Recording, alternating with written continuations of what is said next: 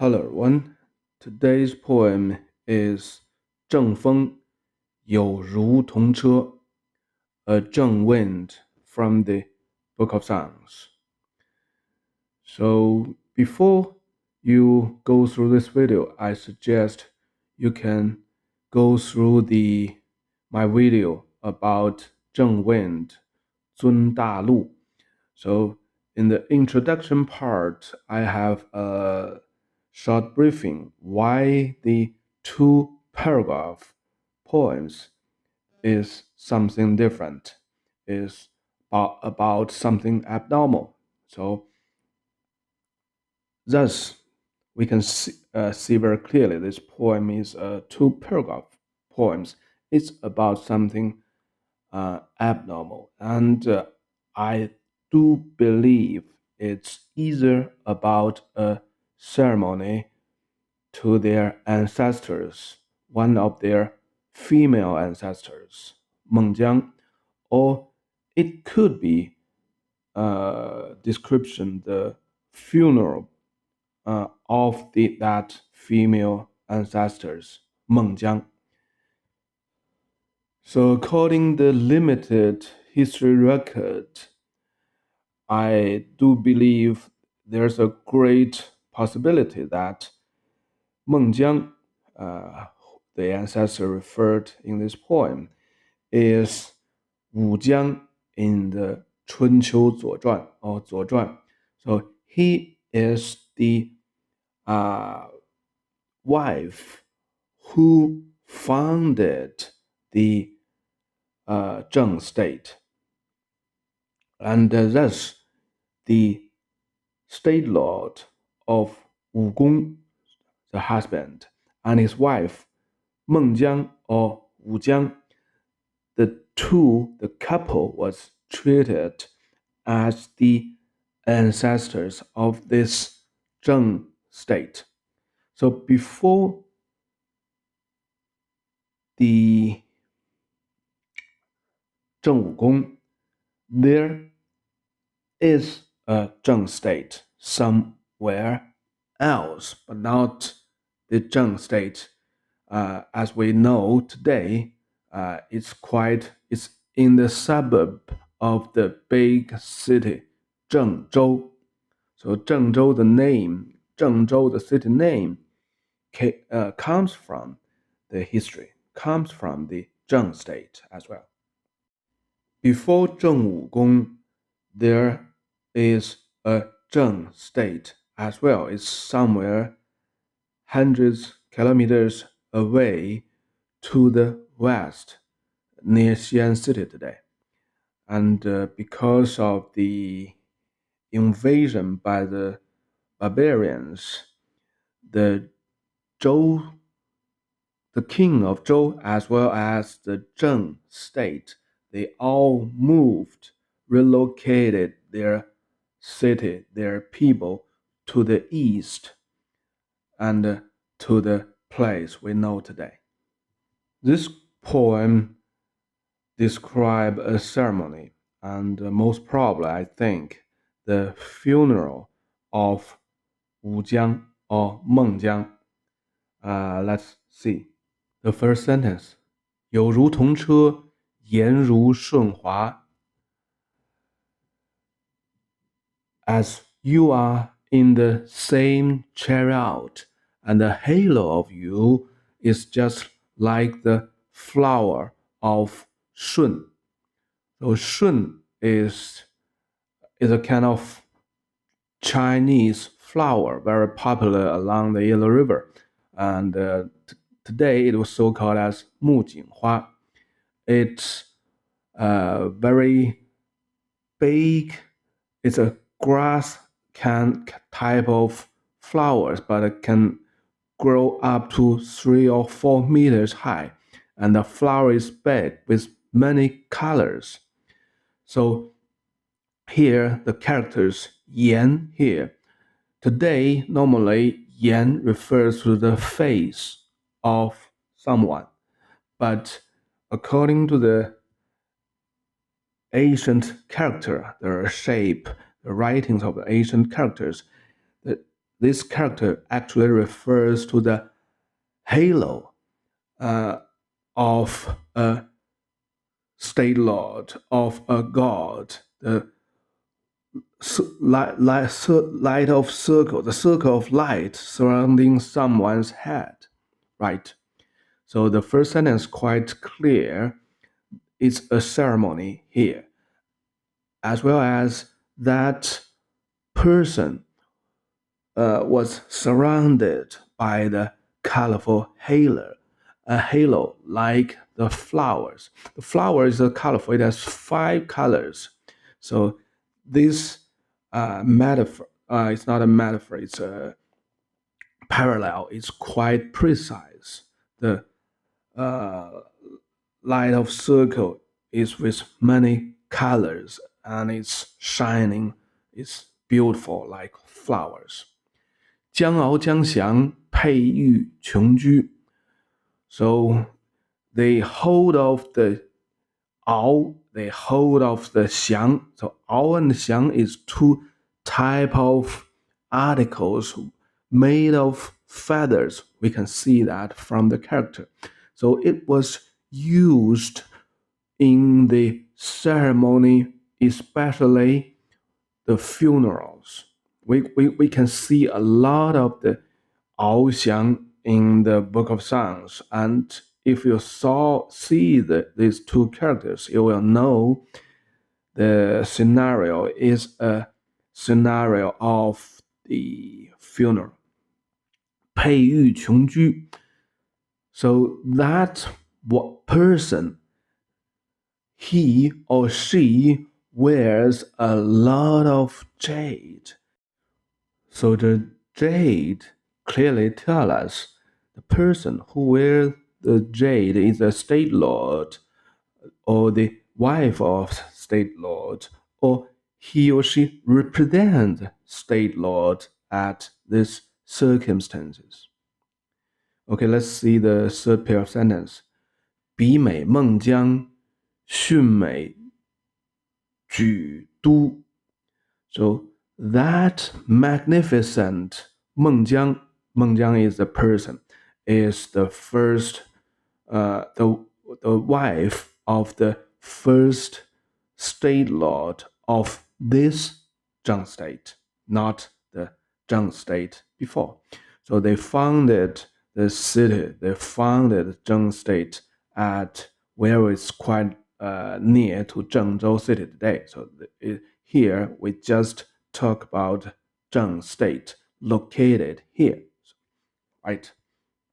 So that grand, magnificent Meng Jiang, he was so faithful, he was so great, and now he just paid a visit to an ancestor temple in the city. The city he and his husband created, founded, right? So here comes the question. There's 2 figures here. Both are the state lord level person. First is someone, which was so-called 如, 有如同车, could be a man, could be a woman. And the other is Meng Jiang.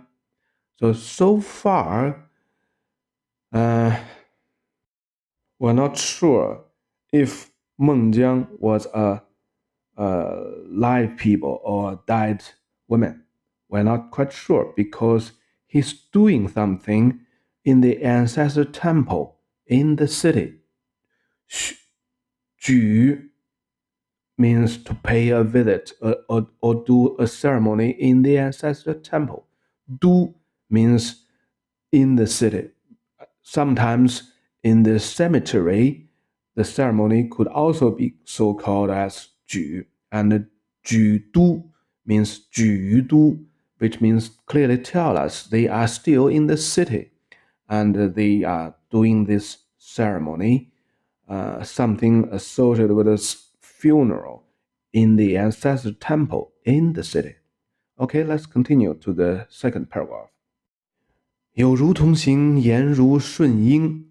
So that guy was on the same road, on the same trip, and the halo of him or of her is just like the tips of the mujin plant. So shun, we know it's the mujinhua in Chinese. I don't know the English name. It's Chinese flower, just like the picture. And the yin refers to the most tip of that plant. So you can see that it's very prosperous and go upward straightly. So it's just like something to pay a respect, to pay the sacrifice to the heaven, right? And also it's something green and colorful. Okay, the second sentence. 将翱将翔，佩玉枪枪. So it's almost identical to the first paragraph. They hold the article of 翱 and 翔, two kind of article made of feather, bird feather, and it's always used in a funeral ceremony, right? Or in the ceremony for the ancestors. So they hold these two articles, and the jade on they wear make the sound 锵锵. So 锵锵 is a sound simulation. So it tells us very clearly the chariot, they are on the road, and the chariot was moving forward. With the chariot moving, the jade they wear, they clashes and make the sound 锵锵. So this gave us some of the dynamic visions of this scenario. It's a kind of maybe many chariots, many peoples, they are on the go, they are moving. Okay, the last sentence reveals everything. 彼美孟姜，德音不忘. So that grand, magnificent Meng Jiang, the mother of the state, we will never forget your virtue, your deed, your sound. We will never forget you. So here it's quite clear. Meng Jiang is a dead woman in this scenario, in this poem, when they're writing this poem, right? So this poem is telling us the funeral of the Meng Jiang. So another question came up, right? Who is that guy? 有如同行. So that guy is the so-called Shi. So he is a grandson or a granddaughter of that ancestor, and he is an actor in these circumstances, so he will act as the ancestor, as Meng Jiang. So are you clear? And this poem reveals something very interesting things, and I also never read out in the history books that in the funeral, the history book told us very clearly there is an actor, very likely the grandson or the granddaughter of the passed away person or the ancestors.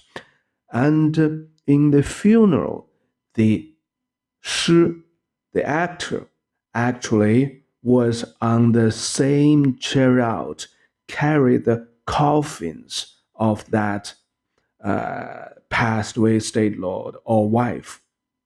So it's quite, wow, I cannot imagine that.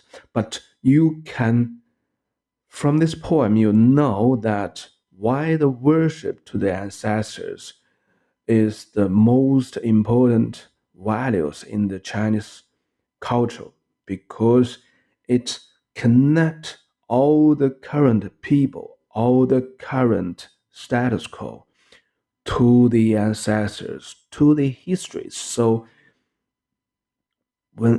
as you value the ancestors and the histories very much, and you enhance that importance through many rituals, the ceremony in the ancestor temple, the funerals, all kinds of ceremonies, and everybody in the society, they will pay their utmost respect and their focus to the history.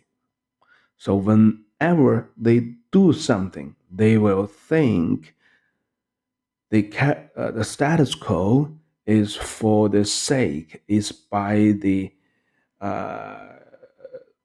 it is the gift from our ancestors, and now we want to do something. At least we should keep all the assets, all the gifts not damaged. And if possible, we should enhance or we should make the good to add on all the assets, all the gifts the ancestors gave us, and then we will pass all these assets and the gifts to our next generations. So whenever you have this long-term view or the history views, you will do things with great careness and with long eyesight. Okay. So through this poem, you know why there is so many poems especially in the Wind poems, is about funerals, is about ancestors. Okay, that's for today. Bye bye.